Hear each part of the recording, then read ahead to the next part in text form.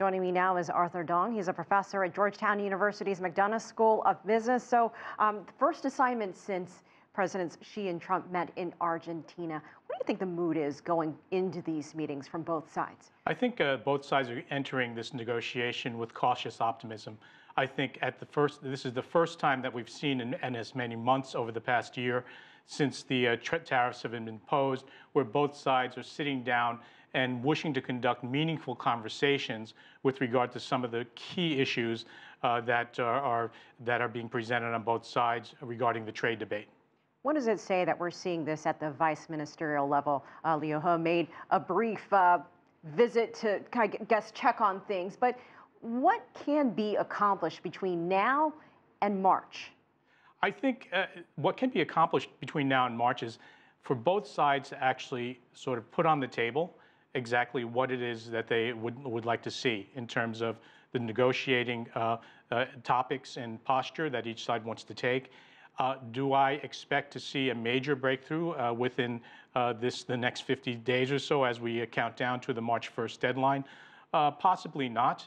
But the best case scenario would be an extension of the March deadline so that these discussions can continue in a more meaningful way. It's interesting because you have Wilbur Ross on one hand saying, yeah, I think a deal can happen, and the Chinese Foreign Ministry also saying that Beijing is willing to resolve trade disputes.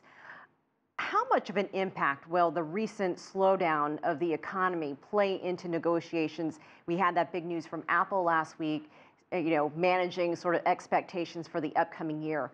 Will that have any impact in these talks? Yeah, there's a timing issue here. Certainly, there's been a lot of news about the slowdown in China's economy, and certainly there have been repercussions in the U.S. economy, and that Apple's major announcement last week that they have experienced a significant decline of iPhone sales in China, certainly, further evidencing that other American companies are going to be reporting declining sales and revenues as a result of the decline in the business in China. So there are sort of, repercussions on both sides that, if anything, are only going to accelerate the desire of both sides to get to the bargaining table and to discuss these issues in a very serious way. So what are the next steps following this meeting in Beijing, and what do you think you're looking for once this all concludes? What I'd like to see is they cover some of the major substantive issues that the United States has raised, which is intellectual property right protection, greater access to the Chinese market on a more level playing field for American companies, and also China's sort of signaling to the United States that they're going to, in a very meaningful way, increase the amount of products that they import from the United States, primarily farm products as well as energy products.